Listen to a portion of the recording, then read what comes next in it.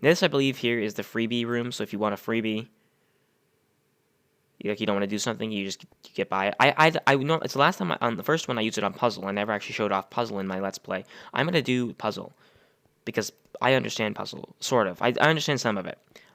Mostly because I've done it once before now, or half of it at least half of it, I think. So I pretty much know what to do for puzzle. So I'm either going to do, I think I should do puzzle next. I think I will. Because I've already done most of it, and I want to get through it and not come back to that. And then we'll do dropper, because actually I'm going to leave dropper for later on, because I've done it once, and I'm sort of fresh in my mind, because I just did it last night. So I really don't want to do it again so soon. So we have a room that looks very much like the old one, but it says, no, this doesn't feel right. This is supposed to be a sequel. Something's up. First daytime is so overrated. There, much better. Now for the book, you'll need this. All right? Command book. So now this is a book that'll be like, if you need a hint, you can sign the book with the title hint. If you want to return to hub, you sign it with return to hub. You gonna let me out of here? Oh, there we go. So we have this thing right here, and the point of this is we basically, you see lights appear when you step on these pressure plates, but what happens is they also affect the ones that are the 4 cardinal points, I guess you could say. They toggle them like that, so that turned on, that turned off, and so on. So what we want to do is basically, because if you look outside, everything out there is dark, and you actually can't get by here. There's an invisible barrier here. So what actually happens is that because it's dark outside, you have to assume that you want to make everything in here dark, and if not, you could always just use a hint. Basically, what you do is you go command book, sign it with hint, and then you get a hint. The first one's a freebie, and then after that, it starts taking away from your hints over here. I know what you have to do because I figured this out already. So I'm just going to show you the fastest way to do it. Is basically what we want to do is work on getting the outside ones, because the lights are still there, even though you can't exit through there, because hitting these buttons will affect those. So what we want to do is actually toggle all the ones on the outside off first, and then work your way inward. So don't worry about what's happening on the inside, just focus on the outside. If it's on, then you hit the button and turn it off, and if it's off, then leave it. That one's good. That one's on, that one's good. These are all good. That's good. That one's on. That one's on. Okay, there we go. Nope, some of them are still on. I believe that's all of them, right? Yes, now we work on the inside. So obviously hitting that to turn that off will turn that back on, so we don't want to do that. What we actually want to do is start from here and work our way inward. So that one's on. What's the best way to do this? If we hit this, these will turn on, so we don't want that. We want to do this, I think, like this. That'll turn off that, and then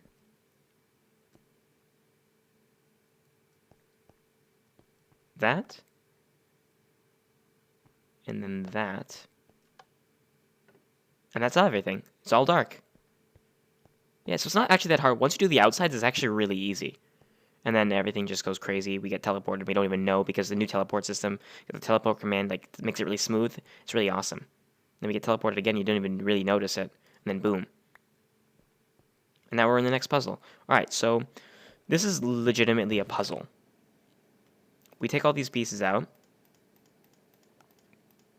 This is a jigsaw puzzle we have to do. It's actually really cool. And I already know what to do, but I just got to remember how to do it now, basically. So let me just lay out all the pieces.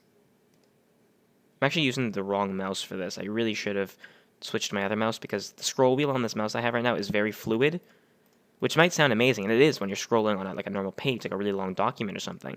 But what's not good for is playing Minecraft, because then if I just do a little scroll, it'll go through, like, as you can see, I skipped four places on my hotbar down there, and I don't want that. So I have to be very careful with it.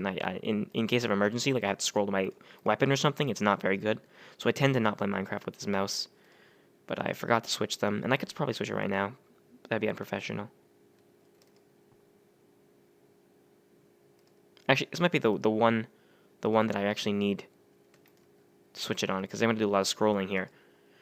So you can see these are all puzzle pieces. There's an invisible thing right here you have to stand on if you want to move back. So it looks all jumbled and nonsense and stuff like that. Basically, you're supposed to do, what you want to do is do the corners first. So this obviously looks like a corner over here. Put that there. This looks like the top corner over here. I already know what the puzzle looks like, so I pretty much know what to do. It's basically going to form a sheep face, if that makes any sense to you guys. This, but I'll just do it like I'm just doing it for the first time. I'm not really doing it for the first time because I know what I'm doing. So this piece is supposed to go right, if my memory serves me correctly, it's supposed to go right here. And this right beside it. Oh no, no. This one goes in the middle. And this one goes here. No, goes this side. No, that's the wrong piece. Come on, where'd you go? This one. There you are. And then this one goes here. And this goes here to match up with the black over there. You can see the black matches up there. And then I'm trying to look for what that corner is. Do I have the piece that makes that corner? I don't know.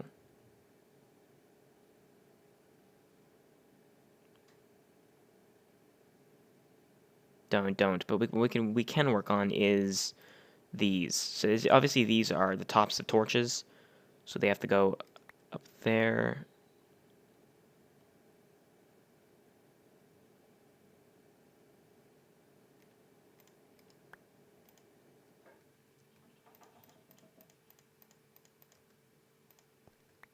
Grab that and put that. Does that match up? Nope, that goes to the other one. There you are. Where's the torch top for that? There's that one. That goes there. And then where's the torch top?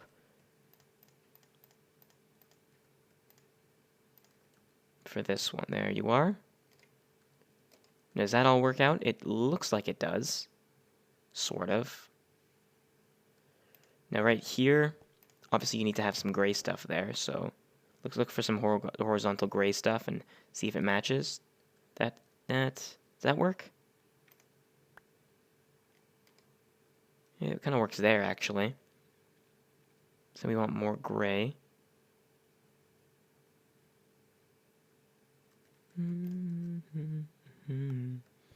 Oh, that you can tell with the black on this piece goes there. And then we have one more piece to match up here. Let me just take a look. Is there any signifying things that would make that meet up? Like a border or something? Kind of. It's definitely not that. That maybe... You really don't have to mess around with like changing the direction of it all too much. Oh, it's this piece. I'm down. There. See? There you go. You really don't have to worry about changing the direction of them too much. It doesn't really... you generally don't need to do that. Does that go there? That looks like it goes there. This probably goes down here somewhere. This goes here. This part right here is actually the nose of the... I don't know if you could tell, but it's actually is forming the face of a sheep. As you can see. That's what you want to go for. Does that go there? It does, but that means that doesn't go there. We gotta find the orange bit to match up with it. No. There.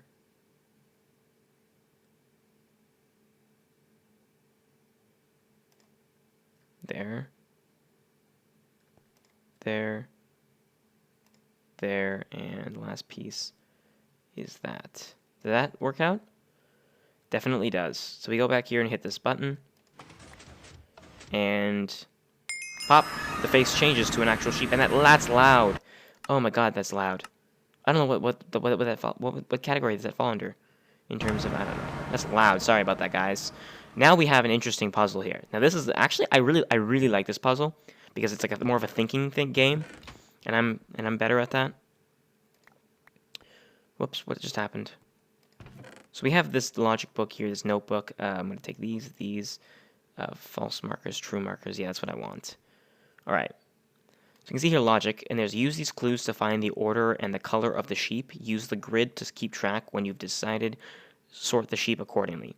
So Mac and Bob are not yellow.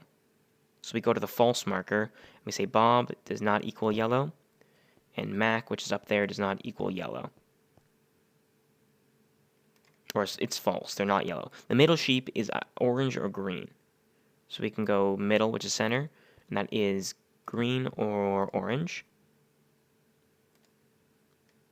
I actually know these. I think I know them at least. If I can figure them out pretty quickly because I've already done this once. But I'll do it for your sake, like step by step. So Bob is to the right of the orange sheep. We'll leave that alone because we don't know which one is the orange one yet. Mac is either yellow or on the far right. Well, we know Mac is not yellow because of that, which means Mac is on the far right. Which means he's there. Nope, there.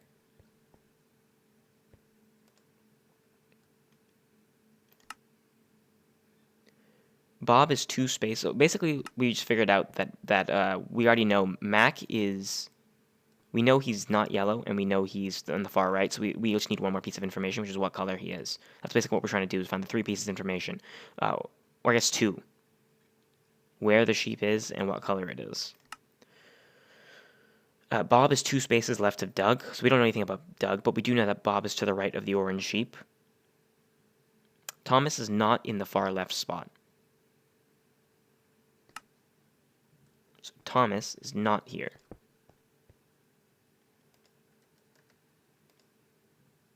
The middle sheep is orange. Wait, what am I doing? I'm reading the wrong thing. The sheep on the far right is purple, which that means that Mac is purple because he's on the far right. So we already have one full piece of information. That is Mac is far right and he is purple.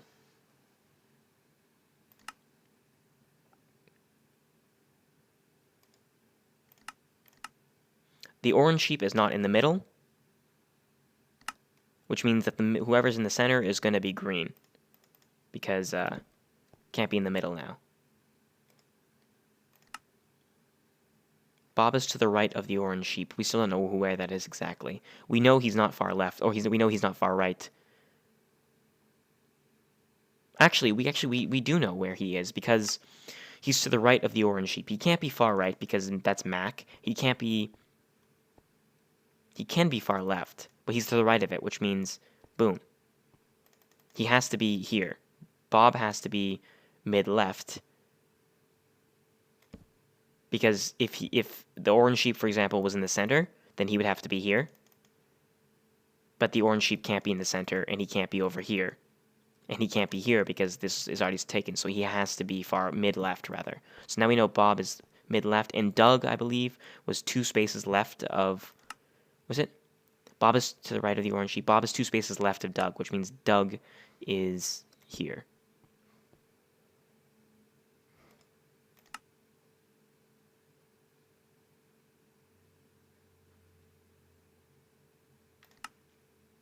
The orange sheep is not in the middle. You may now begin cursing my name. So that's all the information he's given us. But we can actually use this. If your mind doesn't work like this and you can't really solve a puzzle like this, then this really is going to be hard for you. But I figured this out pretty fast after reading the information and thinking a little bit. So now we can start deducing things because we've been given information enough to solve this.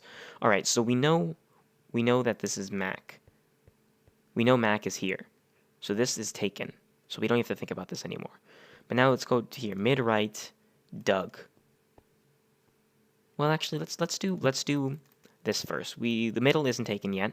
So if Mac is there, Doug is there, Bob is here, and Thomas can't be here, that means the only spot left for Thomas is the middle, which means Thomas is in the middle, which means that Thomas is green. So now we know the full thing about Thomas. So Thomas is center, and he is green. Now that means there's only one position left, and that's Sam, so Sam has to be far left.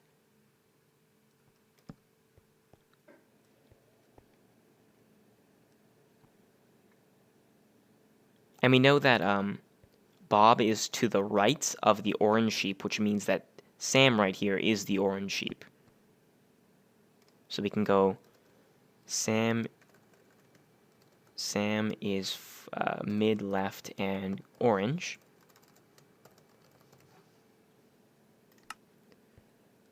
And that leaves 2 colors, right? So that leaves yellow and blue. And this is Bob, right? But Bob can't be yellow, so that means Bob has to be blue. Wait, sorry, Sam? Sam is far left. I did this wrong. Is there a way to go back and change that? Yeah, there is. Is far left and orange. Bob is mid left and blue, which that means that Doug, well, I spelled that very wrong. Doug is mid right, and that leaves only, what's the last color available? Yellow. So we figured it out, basically. There we go. So now what we need to do is come over here and take the sheep where they're supposed to be. So we hit that, get a sheep out. That's Mac. Let's look at Mac. Mac is far right and purple, which means we need to take the die over here.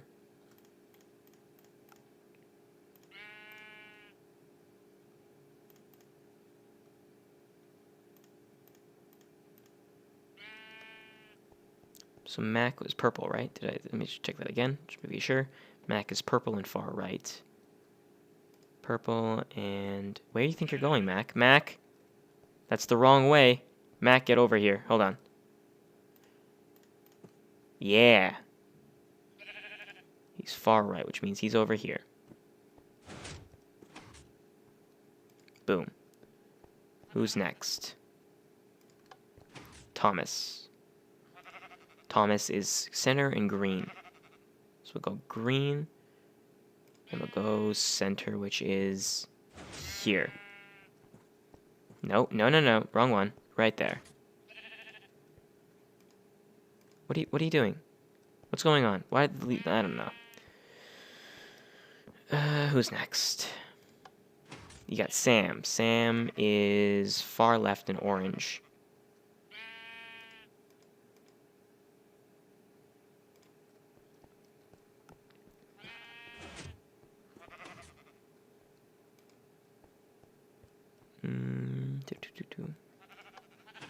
Doug, mid-right and yellow.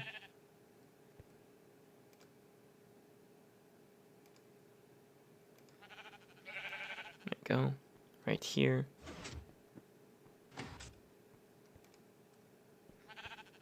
And that leaves the last guy, Bob, who is mid-left and blue.